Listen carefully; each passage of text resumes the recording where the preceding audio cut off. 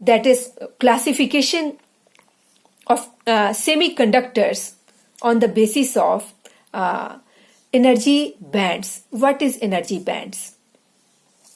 So here you have Bohr atomic model. You know that in Bohr's atomic model, energy, if you could remember, energy comes equal to minus 13.6 upon n square electron volt. So on energy diagram, this is your energy axis.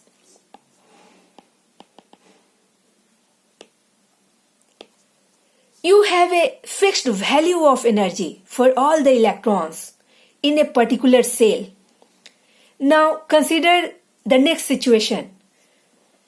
When these atoms come close to each other in a solid, here in a solid, all the atoms have come close to each other, and any one particular electron is now not interacting only with the proton in its center of its atom, but it is also interacting with other electrons which is just in its surrounding.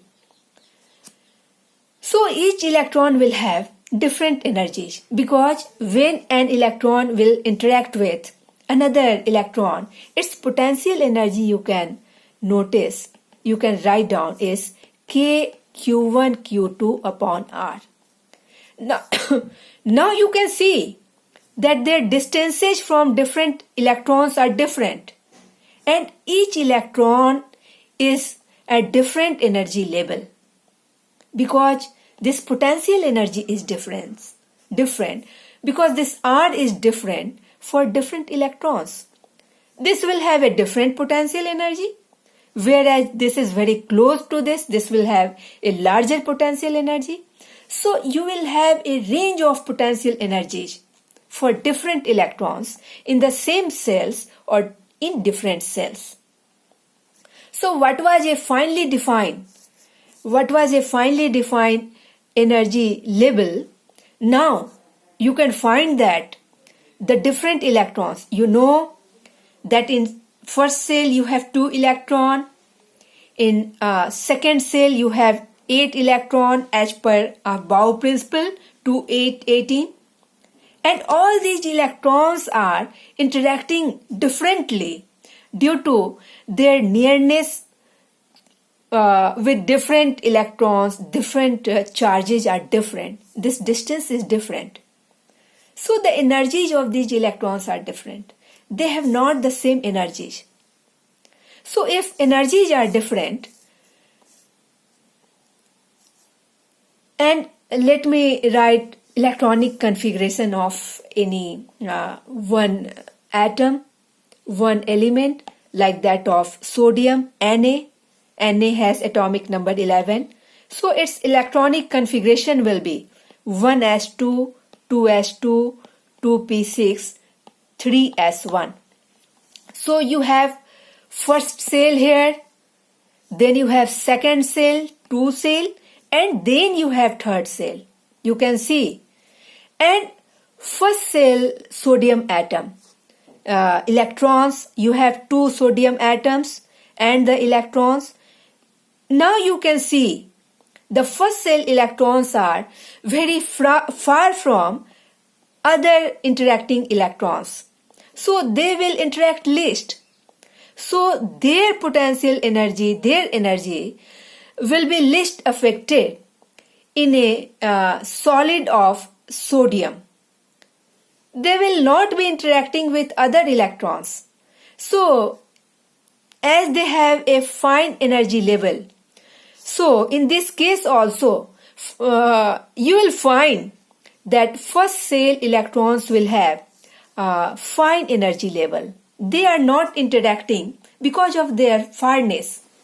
You have 2 sodium atoms, and in the 2 sodium atom in a solid, though they are very close to each other, these solids, but the electrons are very far from each other.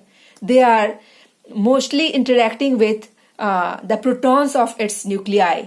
So their potential energy or energy will be almost constant.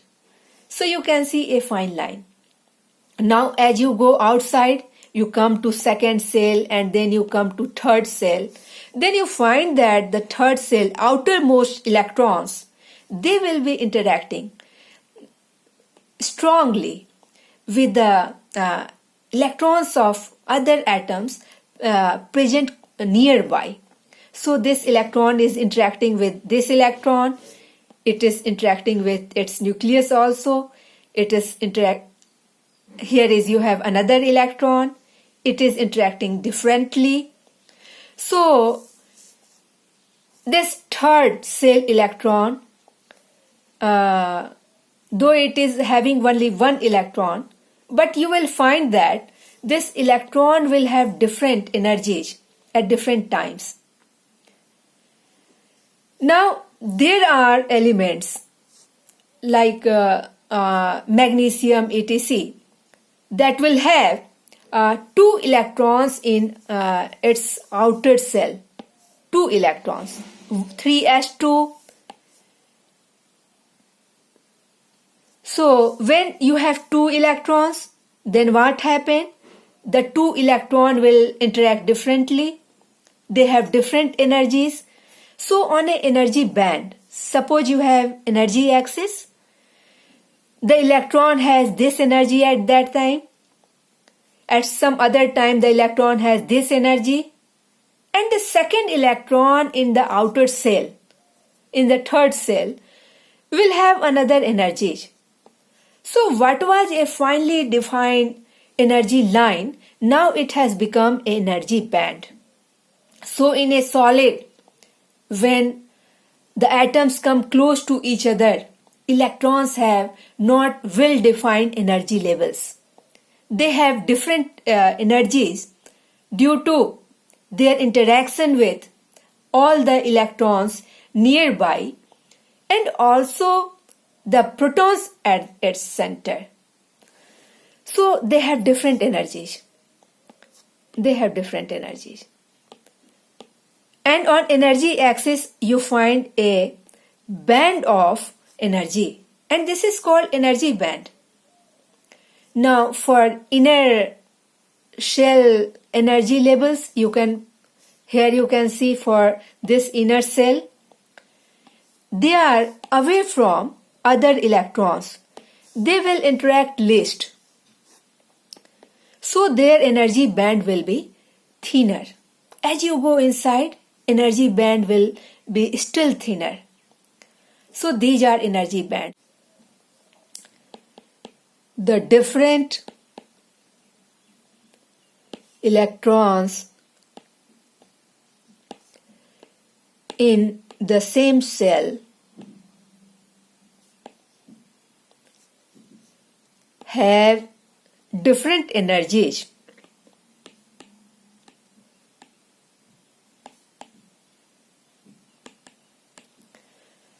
Because they interact differently with nearby electrons and the proton of its nucleus.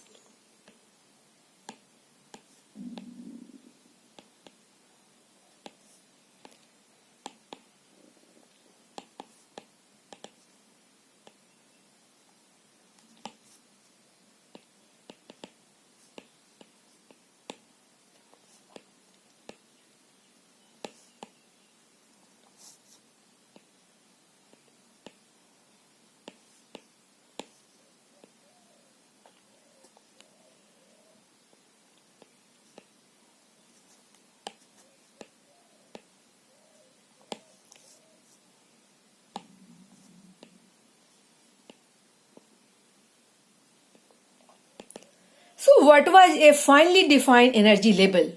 Now this has stretched into a thick band. So this is the energy band. Now what happens to these energy bands?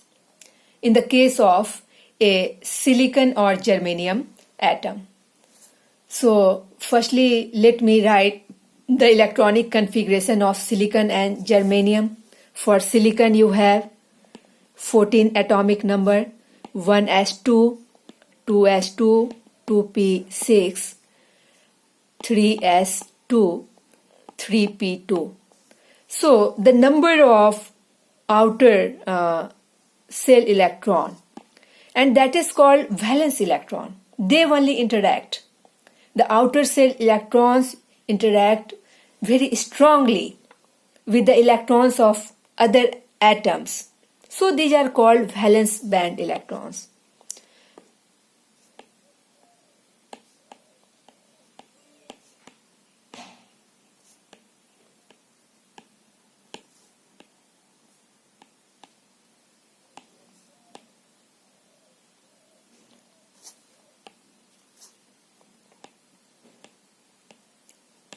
So you will note I'll be writing only these electrons. Okay, I'll not use all these because they are least interacting.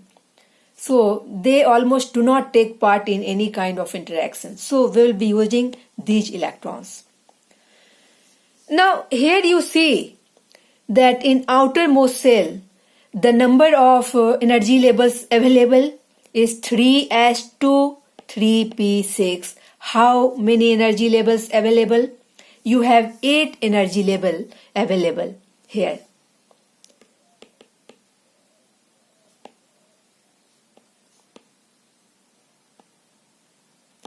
Two plus 6 is equal to 8. And how much electrons are there? Electrons are only 4. Means space is of 8 and electrons are there only 4. So similarly, if you take the example of germanium 32, then its electronic configuration will be 1s2, 2s2, 2p6, 3s2, 3p6, 3d10, 4s. Now let me count: 10, 20, 8, 29, 30, 31, 32. Okay. 4 electrons are left. So 4s2 and 4p2. Again you have the energy level, energy space available 2 plus 6, 8. And total number of electrons present there is only 4. So now see here. When these atoms are very far away from each other and you have taken n atoms, you have taken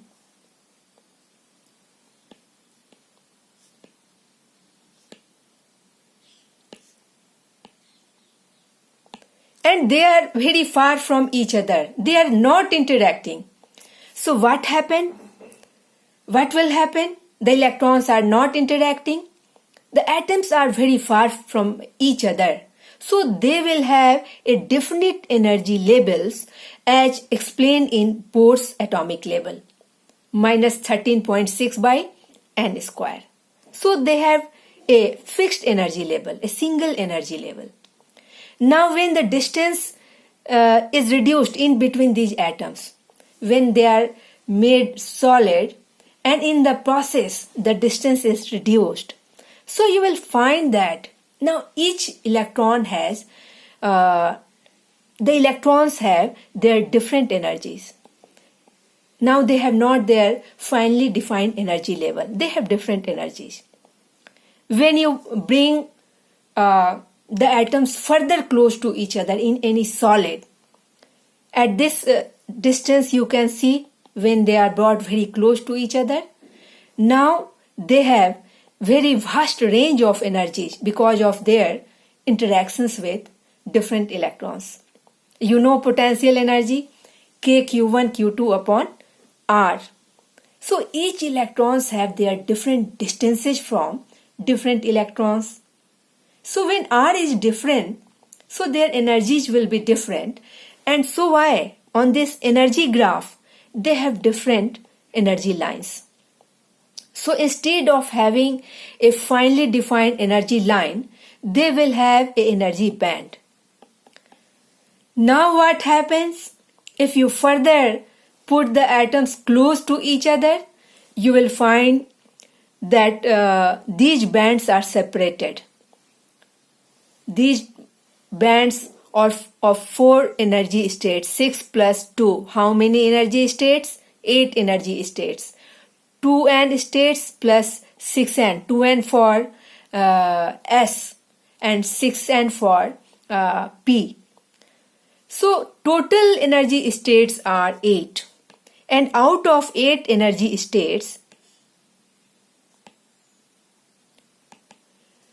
they are bifurcated into half, and you are left with 4n energy states with no electron. Here you have no electron, and 4n energy states with all the 4 electrons.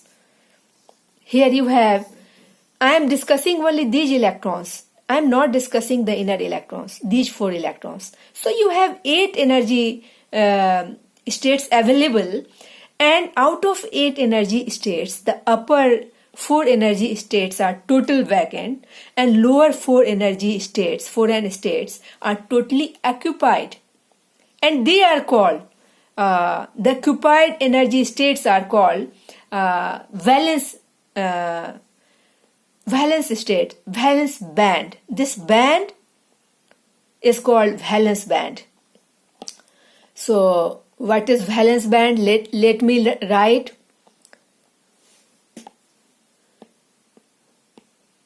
Valence band.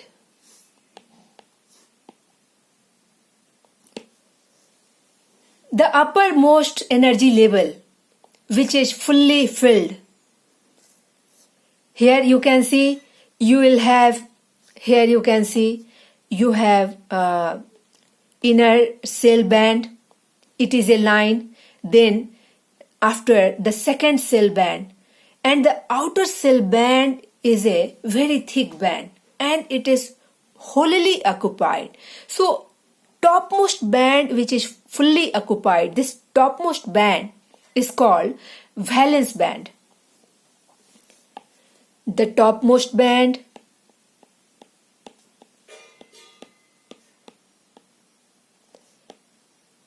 which is fully occupied is called valence band.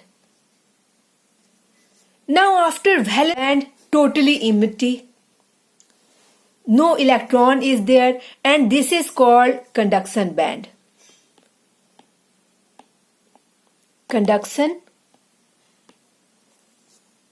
So you can say from here that okay, you have not up to 4s to 4p2. You have vacant available energy levels like 4. After P there is you have 4d, 4f, then you have 5s, 5p, df, all these available energy states. So this is not the last vacant space. After this vacant space, you have so many vacant space above it. So what is the lowest most vacant space? This is your lowest most vacant space. And the lowest most vacant space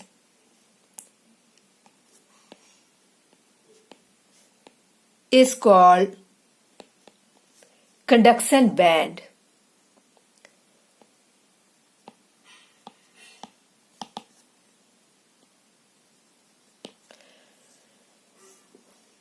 When electron goes into a conduction band, then you need not give any energy to electron. It moves by itself. You know, every object, everything is in motion. Nothing is in absolute rest. Electrons are also in motion. But when they are in your valence band, which is totally filled, valence band is totally filled, here when electrons try to move, they are collided by another thing, another electron. They collide with lattice, so their movement is stopped. So electron cannot move by themselves in valence band. But if somehow you put any electron from valence band into conduction band, now it is totally empty. And now by the property of any object always in motion, when an electron is put here, it starts moving. And a moving electron constitutes current. So you need to give only energy up to this energy difference. When after giving energy up to this energy difference, an electron reaches to this conduction band, now you need not give any energy in this vacant conduction band. Now electron will move by itself. And this difference of energies in between conduction band and valence band, this difference of energy is called energy gap. So what is energy gap?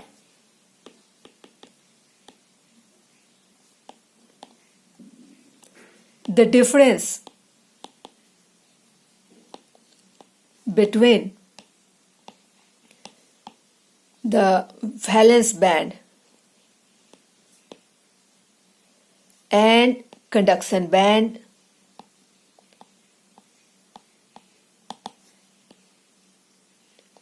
is called energy gap.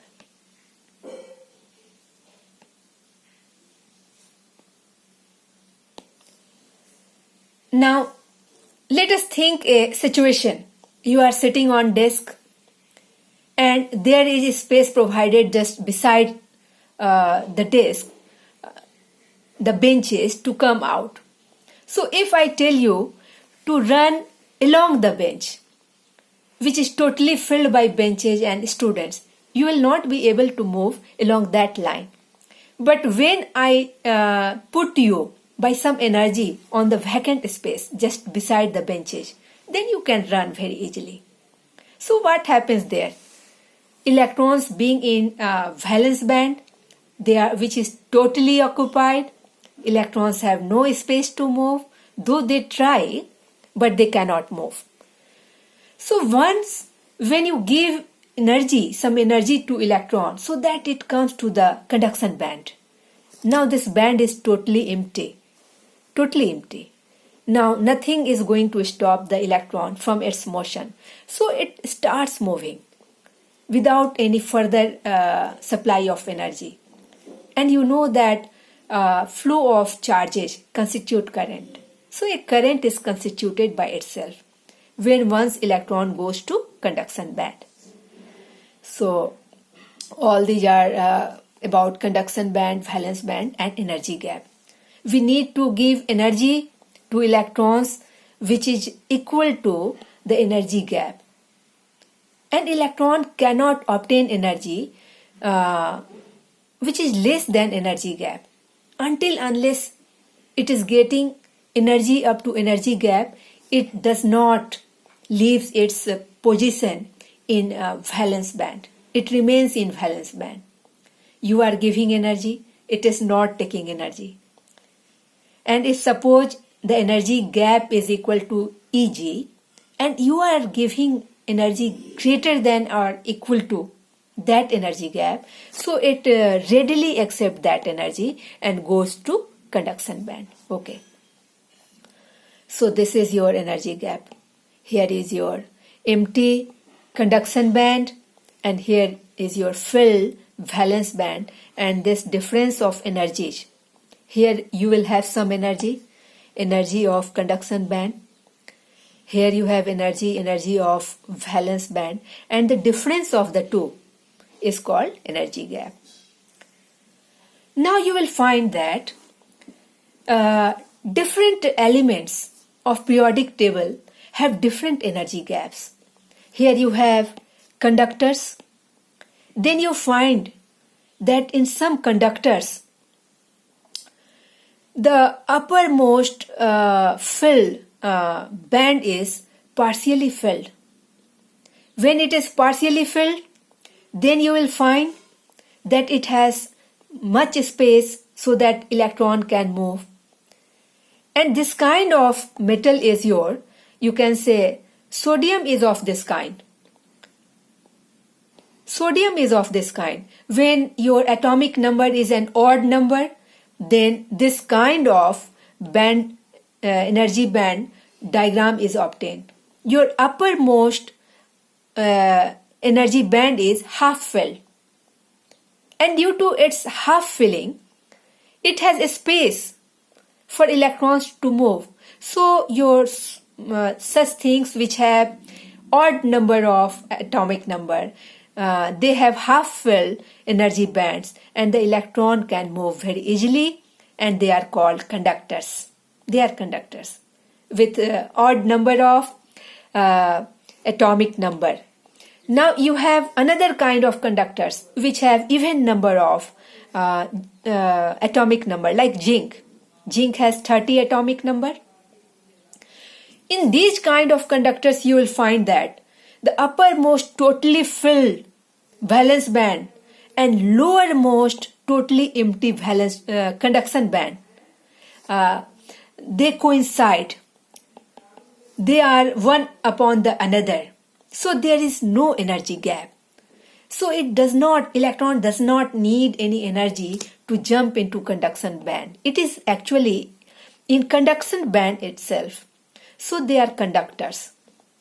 They does not need more energy for the flow of electrons. They are good conductors. Now you have insulators. In insulators, the uppermost totally filled band, that is your valence band, and lowermost totally empty band, that is your conduction band, has an energy gap of the order greater than 3 electron volt.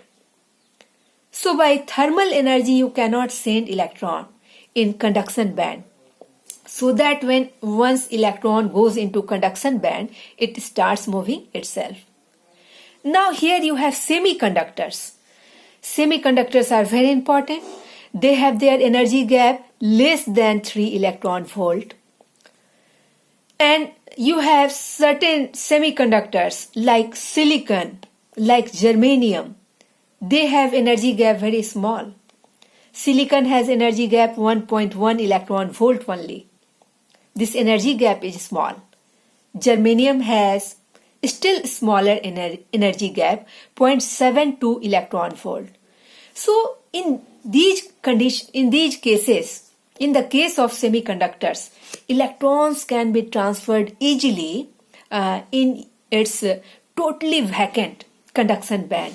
And when once some electrons are transferred in conduction band, they start moving themselves. And they do not need any energy. And while moving, they conduct electricity.